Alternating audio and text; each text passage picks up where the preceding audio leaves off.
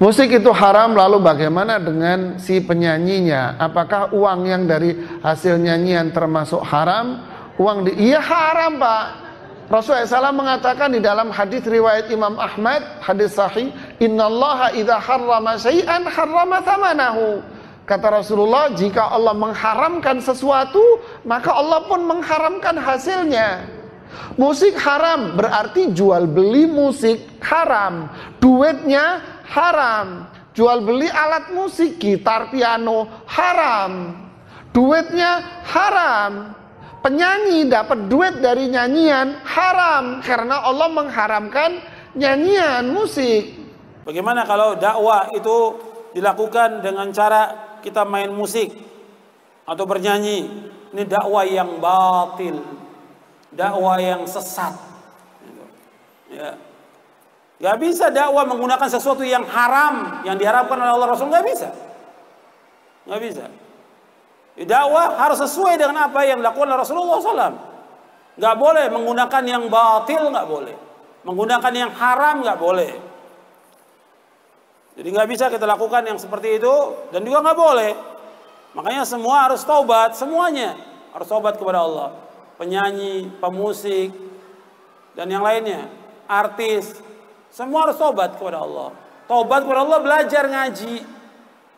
Bukan dia taubat, kemudian dia suruh ceramah. Jadi saya ulangi lagi. Jadi orang-orang yang bertaubat disuruh dia untuk belajar. Para pemusik, penyanyi, pelawak, atau mu'alaf, orang yang baru masuk Islam, suruh dia bertaubat kepada Allah, belajar tentang Islam. Kadang-kadang kita juga merasa wah senang gitu ketemu artis. Orang kalau senang ketemu orang yang soleh, senang itu wajar. Ketemu pelaku maksiat kok senang? Mantan pelaku maksiat kalau dia taubat, kok senang? Suruh dia taubat kepada Allah dengan taubatan nasuha. Taubat. Kita nggak tahu apakah taubatnya dia benar, apa nggak tahu lagi nanti dia. Apakah dia kembali lagi kepada asalnya? Ketika dia kumpul sama teman-teman berbuat lagi, kita nggak tahu. Maka jangan kemudian kita terpengaruh dengan orang seperti itu. Justru kita mempengaruhi dia supaya dia tobat, belajar, mengerjakan yang wajib-wajib, meninggalkan yang haram, menjauhkan semua teman-teman yang maksiat. Begitu orang Islam, diajak dia untuk kembali kepada Allah SWT. Apakah pendapat Ustaz tentang muzik Nisa Sabian yang ada di Indonesia? Yang mengatakan haram. Dia gini, sekarang ada muzik rock atau muzik komersial yang atau pop di Indonesia yang pakai jubah, bermain muzik dan membuat persembahan. Tetapi lagu-lagunya ialah lagu-lagu yang berunsur agama. Jadi kalau benda-benda nasyid ni sebenarnya harus pada syarak. Cuma dengan gabungan alat-alat moden dia nampak macam satu fitnah. Nampak? Seolah macam jadi fitnah. Sebahagian ulama membenarkan perkara ini, tetapi dengan berkawan, tidak berlebih-lebihan.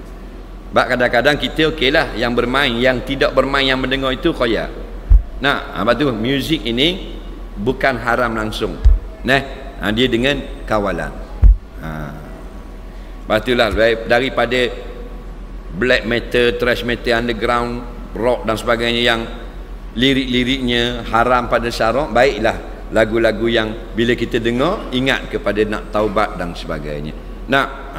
Contoh kumpulan apa? Wali band. Wali band digunakan kataan wali.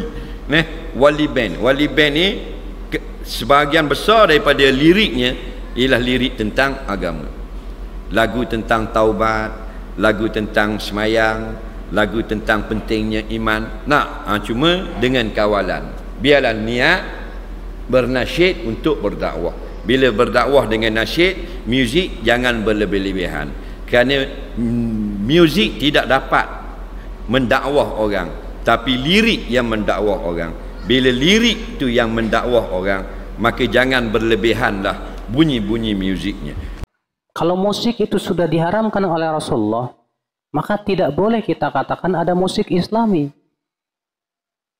Sekarang kalau seperti itu jadi ada zina islami nanti, Pak. Ada mencuri islami, pacaran islami, riba islami. Tinggal tambahin aja islami. Gimana itu? Ya.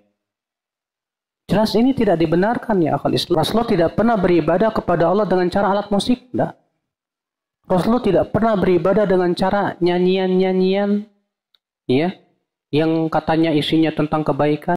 Sebetulnya kalau kita dengar di penjelasan ulama-ulama yang luas pemahamannya, menurut saya, ulama yang berpendapat seperti itu, orang yang luas secara fikirnya. Contohnya Ustadz Adi Hidayat pernah katakan, hukum itu tidak melekat pada benda, tapi pada sifat. Kalau itu alat musik digunakan untuk kemaksiatan, maka haram hukumnya. Seperti pisau, golok, dan sebagainya kan, kalau kita gunakan untuk nodong orang jadi haram, tapi kalau digunakan untuk nyembelih kurban jadi amal. Nah, ataupun Ustaz Abdul Somad juga sering jelaskan musik seperti bercakap-cakap, dan itu sebetulnya perkataan Syekh Yusuf Qaradawi. Beliau masih hidup sekarang, mufti besar, dan beliau nggak mungkin berhujah tanpa ilmu, sehingga Syekh Yusuf Qaradawi bikin satu kitab bab musik, tentang musik. Beliau jelaskan semua tentang musik, dan Maher Zain itu pernah langsung datang kepada Syekh Yusuf Qaradawi dan menanyakan perihal musik yang beliau nyanyikan, dan beliau dapat ijazah. Oke, boleh. Termasuk saya pun datang ke banyak-banyak guru untuk menjelaskan tentang musik yang saya nyanyikan hari ini, yang orang katakan musik religi, dan itu mubah-mubah saja, boleh-boleh saja. Tapi kalau musik-musik yang mengajak kepada kemaksiatan, yang melalaikan, liriknya mengajak kepada pemujaan syaitan, mengajak kepada perzinaan, ya jelas haram. Ataupun timingnya, waktunya, waktu main musik azan sedang berkumandang, kita masih genjreng-genjreng, haram. Jadi kalau bicara musik, mesti bicara waktunya kapan, siapa yang menyanyikan, apa yang dinyanyikan, di mana dinyanyikan. Ya. Kalau kita bawa gitar, bawa drum, masuk ke dalam masjid, kita main-main, jelas bukan tempatnya. Jadi hadirin dirahmati Allah Subhanahu wa taala, tapi tetap kenyataan hari ini kita berjumpa dengan segolongan saudara muslim kita yang kekeh mengatakan seluruh alat musik haram. Bagaimana sikap kita? Hormati pendapat itu, karena itu benar berlaku buat mereka.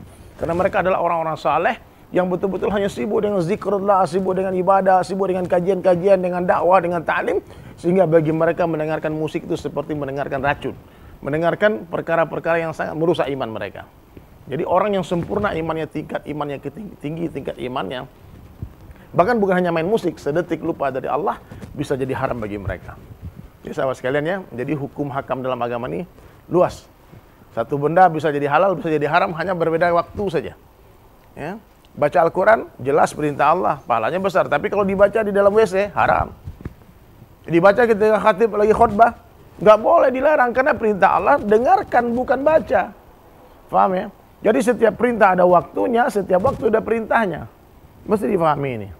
Ya, jadi sahabat sekalian, saling menghormati, jangan hanya gara-gara beda masalah pendapat ini, satu mengatakan musik haram, ini katakan musik boleh, kemudian dia berantem. Ini masalah furu'iyah. Nggak ada masalah ya. Pokoknya usul saya bagi teman-teman yang berpendapat musik haram, tutup telinga kalau masuk mall, tutup telinga kalau naik bis kota atau kemana-mana, karena di sana banyak alat musik.